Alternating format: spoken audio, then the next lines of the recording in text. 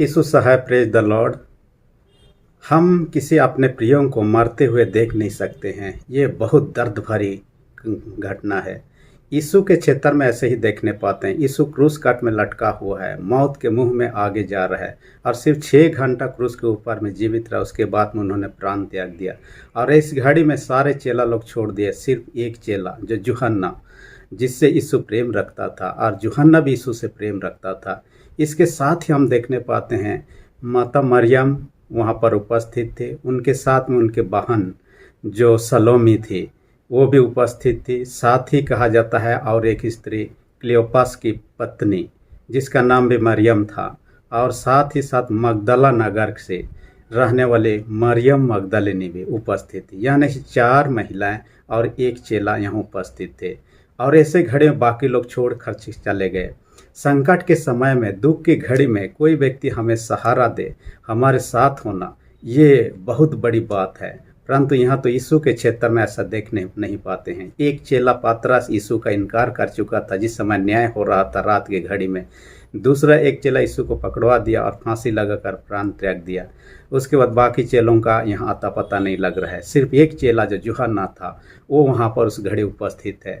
देखिए, मनुष्य का जीवन में इस प्रकार की घटनाएं, समस्या, मुसीबत आना स्वाभाविक है। ऐसे घड़ी में जो प्रिय लोग हमारे करीब आते हैं, हमारे करीब रहते हैं, वे लोग ही सच्चा हमारे रिश्तेदार हैं, मित्र हैं और ये हमारे सहायक भी हैं कहिए।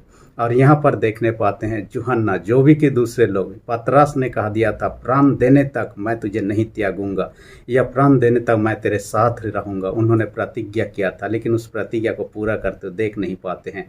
परंतु यूहन्ना को देखने पाते हैं, वो डरा नहीं। उनके साथ क्या किया जाएगा, या वो यीशु का शिष्य है, इस कारण से उनके प्रति भी आरोप प्रत्यारोप होने के बाद में उसको भी सजा दिया सकता था, लेकिन उन्होंने इस बातों को डरा नहीं, क्योंकि वह यीशु से प्रेम रखता था, यीशु उनसे प्रेम रखता था। और प्रेम करने वाले डरते नहीं हैं। बाइबल कहता है, पहला यूहन्ना 4 अध्याय उसका 18 पद में कहता है, प्रेम में भय नहीं होता, शीत प्रेम भय को दूर कर देता है, ऐसा कहता है। इसलिए कि ये प्रेम में सिद्ध हुआ था, इस कारण से वहाँ उपस्थित पाया जाता है। देखिए, कई लोग जीवन में हम देखने पाते हैं समस्या मुसीबत आना स्वाभाविक है। जैसे जन से हम अंतिम दिन की ओर बढ़ते जा रहे हैं, समस्या मुसीबत आना स्वाभाविक है। ऐसे घड़ी में यीशु के करीब रहना, यीशु के संगति में बने रहना, ये बहुत कठिन बात है। यीशु मसीह ने पहले ही कहा दिया, मत्ती 24 अध्याय 12-13 पद में अंतिम दिन के बारे में कहता है, अधर्म के बढ़ने से बहुतों का प्रेम ठंडा हो जाएगा, परंतु जो अंत तक धीरज धर रहेगा उसी का उद्धार होगा। फिलिपियोस के विषय आप जानते हैं, वो भी कैसे मरने तक कैसे विश्वास में स्थिर रहा। यीशु का एक चेला था शमौन जेलोतेस, उसके बारे में कहा जाता है कि वह पर्सिया और ब्रिटेन में प्रचार किया। जिस घड़ी अंतिम घड़ी था प्रचार कर रहा था, जो जादूगरों से उनका सामना हुआ और दोनों जादूगरों का जादू फेल हो गया परमेश्वर के सामर्थ के सामने। तब ये लोग उठ खड़े हुए, कई लोगों को अपने तरफ कर लिया, कम से कम 70 लोग, और उनको पकड़ लिया और एक बड़ा मंदिर के सामने उनको खड़ा कर दिया, उनका प्रांगण में। उनको कहा, आज से यीशु को त्याग दो और यीशु का प्रचार करना, यीशु का उपासना करना छोड़ दो और हमारे इस देवता को उपासना करो। उन्होंने कहा, हम ऐसा नहीं कर सकते हैं। उन्होंने कहा, आप नहीं करेंगे तो आप मारे जाएंगे। उन्होंने कहा, चलेगा, परंतु हम यीशु का इनकार नहीं कर सकते हैं। इसी घड़ी स्वर्गदूत उनको कहता है, ये मंदिर ढाकर इनको नष्ट करने वाला है। तब शमौन जेलोतेस ने कहा, ऐसा ना होने पाए, क्योंकि ये लोग हो सकता है बाद में पछतावा करें और अपने पापों से फिर जाए और बचाए जाएं। यदि इतने लोग मर जाएंगे तो ये लोग नरक में चले जाएंगे। इसी घड़ी लोग उसके विरोध में खड़े हुए थे। लोग उठ के दौड़ के आए और उनको मार डाला तलवार से। देखिए, वो प्राण देने तक विश्वासी रहा। प्रभु ऐसा ही चाहता है। देखिए, यीशु गलगथा के क्रूस पर चढ़ा हुआ है। ऐसे घड़े में सारे लोग छोड़ के गए, सिर्फ ये 5 लोगों को छोड़कर। हालांकि सैनिक लोग दूसरे लोग थे, परंतु यीशु के अनुयायी में, यीशु के करीबी लोगों में से हम देखने पाते हैं इन्हीं 4 लोगों को। ईश्वर भी ऐसा ही चाहता है, हम भी अंतिम श्वास तक प्रभु के करीब रहें, प्रभु के संगति बने रहे, क्रूस से दूर न भागे। प्रकाशित वाक्य 2 अध्याय 10 पद में कहता है, प्राण देने तक विश्वासी रहा तो मैं तुझे जीवन का मुकुट दूंगा। आज तीसरी क्रूसवाणी पर हम चर्चा करेंगे और तीसरी क्रूसवाणी यूहन्ना 19 उसका 26 और 27 पद में हम देखने पाते हैं। वहाँ यीशु मसीह कहता है, अपने माता जी से कहा, देखकर उनको कहता है, हे नारी देख ये तेरा पुत्र है। यानी यूहन्ना की ओर इशारा करके वो कहते हैं कि हे नारी देख ये तेरा पुत्र है, और यूहन्ना को कहता है देख ये तेरी माता है। यहाँ पर हम देखने पाते हैं यीशु और माता मरियम को ये उन्होंने यहाँ पर संबोधन करते हैं। माता मरियम को क्या करते हैं, हे नारी कह के संबोधन करने के बाद में, आज के बाद में यूहन्ना आपका बेटा है, मैं आपके साथ नहीं रहूँगा परंतु यूहन्ना आपका बेटा है, इस बात को वो दर्शाना चाह रहा था। उसी तरह यूहन्ना को कहा आज के बाद में ये जो माता मरियम है ये आपकी माँ होगी और उनका देखभाल करना आपका जिम्मा है। देखिए हर एक माता पिता जब बच्चों को पाल पोस कर बड़ा करते हैं उनका काफ़ी ध्यान रखते हैं, जब बुजुर्ग होने लगते हैं ये उम्मीद करते हैं कि बेटा बेटी उनका ख्याल रखेंगे। ऐसा ही दिखाई देता है कि यीशु मसीह का माता मरियम ने बहुत अच्छी तरह ख्याल रखा, देखभाल किया, परंतु अंतिम घड़ी जब वो बुजुर्ग अवस्था में आ पहुँचे उस घड़ी यीशु पहले अपना प्राण दे रहे हैं और उनका बुजुर्ग अवस्था में कौन उनका सहारा होगा। इसलिए यीशु मसीह जान गया इनके लिए कुछ तो प्रबंध किया जाए। इसलिए यहाँ पर कहता है हे नारी। यहाँ सवाल उठता है अपने माता जी को हे नारी शब्द से पुकारना, ये क्यों ऐसा हुआ? और कई बार हमें उलझन में डालता है कि हे नारी शब्द क्यों उच्चारण किया। हालांकि हम पूरे बाइबल में देखते हैं यीशु मसीह ने कभी भी माता मरियम को माँ कहकर पुकारे नहीं। और हम जानते हैं कि यीशु मसीह परमेश्वर का पुत्र था और यूहन्ना 3:16 में कहता है परमेश्वर ने जगत से ऐसा प्रेम किया कि उसने अपना इकलौता पुत्र दे दिया। यानी कि वो परमेश्वर अपना इकलौता पुत्र को दिया जो यीशु मसीह था।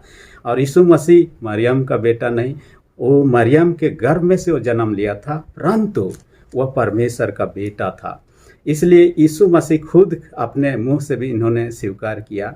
यूहन्ना 10:30 में कहता है मैं और पिता एक हैं, यानी वो और परमेश्वर एक हैं कहता है। साथ ही यूहन्ना 20:21 में कहता है पिता ने मुझे भेजा है, यानी इस संसार में मनुष्य रूप धारण करने के लिए पिता ने ही यीशु मसीह को भेजा। इसलिए वो परमेश्वर के संतान था।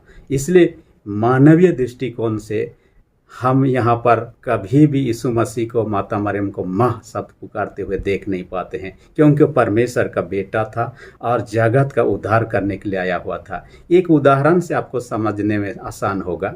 हम यदि किसी बीज को हमारे यहाँ जब लगाते हैं वो उगता है पेड़ पौधा के रूप में, लेकिन उस बीज को यदि हम दूसरे देश में ले जाएं, अमेरिका में ले जाएं, वहाँ भी लगाएं तो वही पेड़ उगेगा।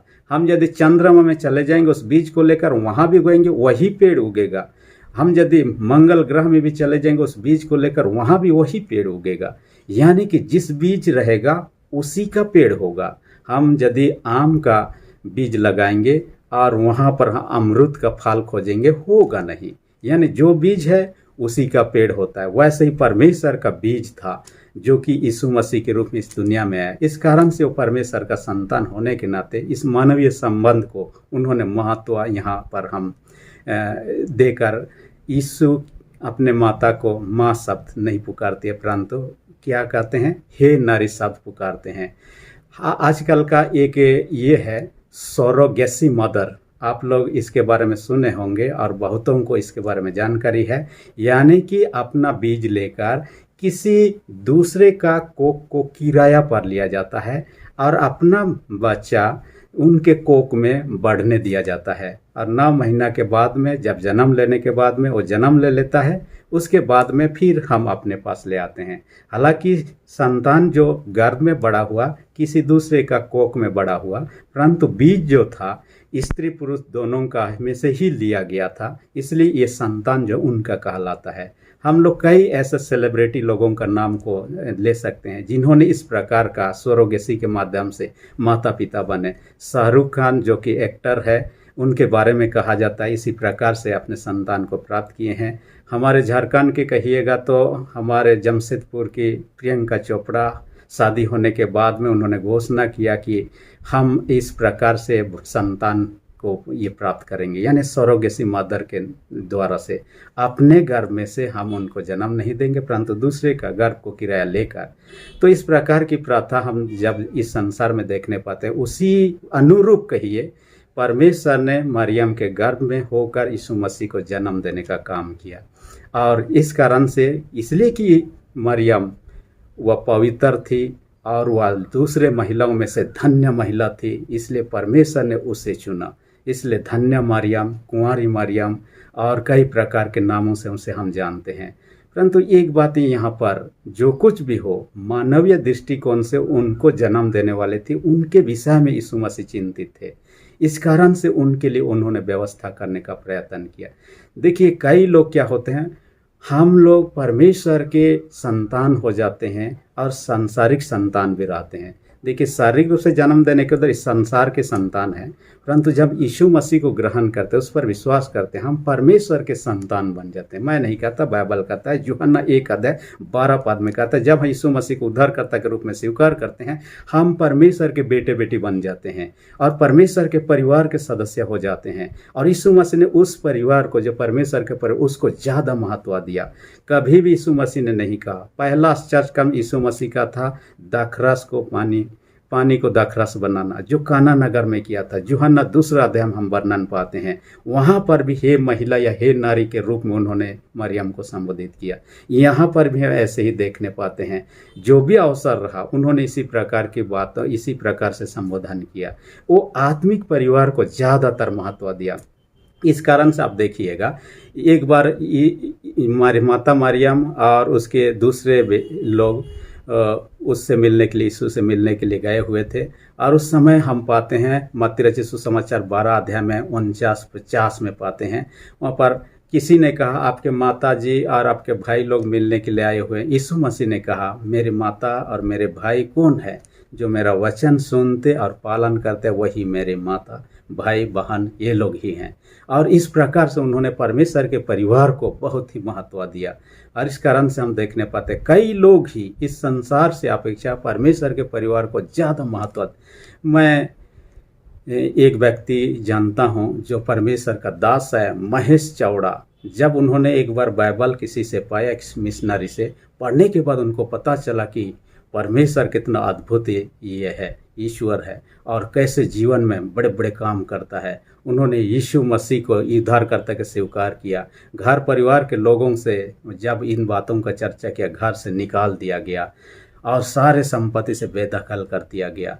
इसी प्रकार की घटना कई परमेश्वर के दासों के जीवन के साथ में देखने पाते हैं। साधु किशन सिंह के विषय में जानते हैं, उसके पिताजी ने उसको गोली मारने के लिए कई बार चलाया बंदूक, और उनको लगा नहीं, किसी तरह से बच गए और वहाँ से भागने में सफल रहे। और उनके पास में घर में करोड़ों करोड़ों का संपत्ति था। इन चीज़ों को ठुकराते हुए वो घर से निकल जाते हैं, क्योंकि वो परमेश्वर के संतान, परमेश्वर के परिवार के सदस्य हो चुके थे। कई लोग जो है सांसारिक बातों को ज़्यादा महत्व देते हैं, परंतु यीशु मसीह यहाँ जो उद्धार का काम कर रहे थे, वो तो क्या है, सारे संसार के लिए। जो उद्धार का काम क्रूस काट में अपना प्राण देकर किए, ना केवल दूसरों के लिए, इवन माता मरियम को भी उद्धार की आवश्यकता थी। और उस जैसे दूसरे लोग विश्वास करते हैं, उस विश्वास के माध्यम से उस परिवार के सदस्य होना चाहिए। इस प्रकार का हम देखने पाते हैं। इसलिए इन्होंने हे नारी शब्द का उन्होंने उच्चारण किया। दूसरी महत्वपूर्ण बात यहाँ पर देखने पाते हैं, माता मरियम को कहते हैं ये तेरा पुत्र है, यानी यूहन्ना को दिखाकर कहते हैं आज से ये आपका बेटा है। और जैसे उनका पालन पोषण, यीशु मसीह का पालन पोषण माता मरियम ने बहुत सुंदर रीति से किया। इस कारण से हम देखने पाते हैं कि उन्होंने किसी प्रकार का पाप नहीं किया। पिलातुस जिसने यीशु का न्याय किया, उन्होंने कहा मैं इसमें कुछ भी दोष नहीं पाता। इसलिए मरियम भी खुद समझ नहीं पा रही थी कि यीशु के साथ क्या हो रहा है, जब भी कि मैं बहुत ही जतनपूर्वक इनका सेवा जतन किया, पालन पोषण करके बड़ा किया, ऐसा कुछ भी अन्याय गलत काम ये नहीं कर सकता है। और किस प्रकार से क्रूस काट में उनको लटका दिया गया। हालांकि परमेश्वर की योजनाओं को उनको समझने में दिक्कत था, परंतु यहाँ पर देखने पाते हैं कि मैं नहीं रहूँगा, परंतु मेरे बदले में ये आपका बेटा है, इनका देखभाल, ये इनके साथ में रहना आपको। तो हम जानते हैं कि माता पिता का एक कर्तव्य है कि बच्चों को सही रास्ता में अगुवाई करना, सही पालन पोषण करना, बढ़ाना, ये माता पिता का कर्तव्य है। और इस काम को माता मरियम ने बखूबी निभाया, बहुत बेहतर ढंग से निभाया। इस कारण से यीशु मसीह को देखने पाते हैं माता मरियम या उनके पिता के, माता पिता के अधीन में रहा, आज्ञाकारी होकर रहा। देखिए, माता पिता आज जो भी सुन रहे हैं, हर एक के लिए ये शिक्षा की बातें हैं। हम भी अपने बेटा बेटियों को इसी प्रकार का लालन पालन करें, अगुवाई करें, देखभाल करें, उनको आगे बढ़ाएं, जैसे माता मरियम ने यीशु के लिए किया था। हम यदि ऐसा नहीं करते हैं, परमेश्वर एक दिन लेखा देगा, और उस दिन हमें लेखा देना पड़ेगा, क्योंकि जो कुछ हमें दिया गया, बेटा बेटी जो है परमेश्वर का दिया हुआ दान है। भजन संहिता 127:3 में कहता है, गर्भ का फल यहोवा की ओर से प्रतिफल, यानी परमेश्वर की ओर से ये वो गर्भ का फल था जो बेटा बेटी के रूप में ईश्वर ने दिया है, और बेटा बेटी दिया, उनका देखभाल करने का जिम्मेवारी भी हमारा है। यदि हम ऐसा नहीं करते, एक दिन लेखा लेगा। बाइबल में से एक घटना को आप जानते हैं, एली याजक के बारे में 1 शमूएल 2 अध्याय में वर्णन मिलता है। यहाँ पर वर्णन में एली याजक के विषय चर्चा है। एली बहुत धर्मी व्यक्ति था। उनका 2 बेटे थे, होप्नी और पिनहास। दोनों बेटे बहुत बदमाश थे। वे लोग क्या करते थे, मंदिर में दान पुण्य चढ़ाया जाता उनमें से चुरा लेते थे। वहाँ जो स्त्रियां काम करती थी उनके साथ व्यभिचार काम भी करते थे। उसके साथ ही वे लोग, न्याय के लिए लोग आते थे, घूस लेकर न्याय बिगड़ने में लगे रहते थे। इस तरह से कई प्रकार अनैतिक काम किया। परमेश्वर ने एली याजक को चिता, अपने दोनों बच्चों को समझाइए। एली याजक ने नहीं समझा था। परमेश्वर का क्रोध भड़क उठा। परमेश्वर ने श्राप दिया एली याजक को, एक ही दिन में तुम लोग मर जाओगे। और ऐसा ही हुआ। एली के दोनों बेटे लड़ाई के लिए गए हुए थे, दोनों बेटे लड़ाई में मारे गए। एक व्यक्ति दौड़ दौड़ के एली याजक को समाचार दिया, हम लड़ाई में हार गए और आपके दोनों बच्चे मर गए। जैसे उन्होंने सुना, चेयर में बैठा होता नीचे लुढ़क के गिर जाता है और वहीं मर जाता है। देखिए एली याजक का, उसने क्या गलती किया। जीवन भर विश्वासतापूर्वक सेवा किया ईश्वर की, परंतु अपने दोनों बच्चों को सही रास्ते में अगुवाई नहीं किया। इस कारण से परमेश्वर का श्राप उनके प्रति पड़ा, और इसलिए दोनों बच्चे भी मर गए, वो खुद भी एक ही दिन में मर जाता है परमेश्वर के श्राप के। आप और हम भी यदि अपने बच्चों के प्रति लापरवाही करेंगे, तब इसी प्रकार की परिस्थिति आपके मेरे जीवन के प्रति आ सकता है। इसलिए अपने बच्चों से अच्छी रीति से देखभाल करें, अगुवाई करें, लालन पालन करें, जैसे माता मरियम ने यीशु के क्षेत्र में किया था। मैं एक घटना के बारे में पढ़ रहा था 10 संज्ञा की पुस्तकों में। उस पुस्तक में इस घटना, इंग्लैंड के घटना के बारे में चर्चा मिलता है, जहाँ पर एक व्यक्ति को अपराध के जुर्म में उनको फांसी की सजा हुआ था। फांसी की सजा स्थल पर काफ़ी लोग जमा हुए थे। जब उनको लिए जा रहे थे, तब उन्होंने अपने माँ से मिलने की इच्छा जताया। तब उनको कहा ठीक है, मिलने दीजिए, और अपने माँ के करीब गया, और जाने के बाद उनको कान में फुसफुसा के बातें करने जैसे किया, और उनके माँ के कान को काट डाला और खून बहने लगा। जब लोगों सिपाहियों ने देखा, उनको पकड़ लिया, कहा इतना क्रूर इंसान मरने पर है, फिर भी अपने माँ को इस प्रकार की हरकत कर रहा है। उन्होंने कहा, मैं जो ये फांसी की सज़ा मुझे मिला है, इसका हकदार मेरी माँ भी है, क्योंकि जब मैं बचपन में था, उस समय से मुझे सही रूप से मेरा देखभाल नहीं की, सही रास्ता में अगुवाई नहीं किया, सही शिक्षा नहीं दिया। और कहा जाता है कि एक बार जब चोरी करके शुरू बार आए, उस समय उसके माँ देखने के बाद में, उनका चोरी का सामान को देखने के बाद बहुत खुश हो गए। इससे उसको प्रोत्साहन मिला, और इसलिए ये व्यक्ति कहता है, यदि पहला दिन मैं गलती किया, उसी दिन से वो डांटती, झपटती, या तो एक थप्पड़ मार देती और समझा देती कि ये गलत है, ऐसा नहीं करना। हो सकता है उस दिन के बाद में चोरी करना छोड़ देता, लेकिन मेरी माँ जानती थी। मैं तो छोटा था, नहीं जानता था, लेकिन उन्होंने अपने कर्तव्य हमको नहीं निभाए, इस कारण से मैं यहाँ तक पहुँचा। तो इसका हकदार जो फांसी की सज़ा मेरी माँ भी है, इस कारण से उन्होंने कहा। इसलिए अपने बच्चों के प्रति इस प्रकार की लापरवाही हम ना करें, क्योंकि हर एक को अपना कर्तव्य का लेखा देना होगा। इब्रानी 9 अध्याय 27 पद में कहता है, हर एक व्यक्ति मरने के बाद में न्याय के सामने खड़ा होना निश्चित है, कहता है। तीसरी विशेष बात जो कहता है, तीसरी क्रूसवाणी में, वो कहता है, यह तेरी माता, यानी यूहन्ना को कहता है, आज से ये माता मरियम आपकी माँ हो गई। आपका कर्तव्य है उनका देखभाल करना। देखिए, माता पिता हम जब छोटे रहते हैं, हमारा देखभाल करते हैं बहुत ही। जब हम गर्भ में रहते हैं तो भी बहुत केयरफुली हमारा देखभाल करते हैं। जब जन्म लेने के बाद में किसी छोटा छोटा बीमारी हो, रात दिन हो, ये लोग जगते जगते हमारा देखभाल करते हैं।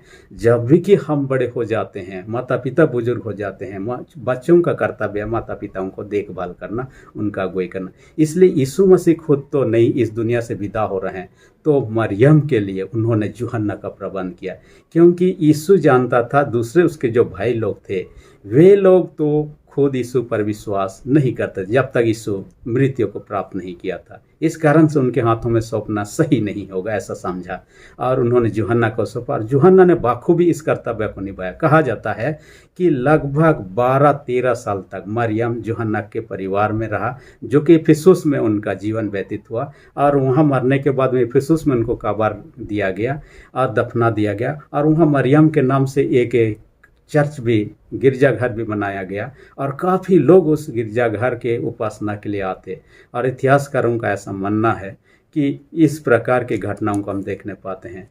तो जो भी हो, हमें माता पिता का आदर करना, देखभाल करना हर एक बच्चों का कर्तव्य है। हम 5वीं आज्ञा में देख पाते हैं 10 कमांडमेंट्स या 10वीं आज्ञा में से जो 5वीं नंबर आज्ञा है माता पिता को आदर करने की बात कहता है।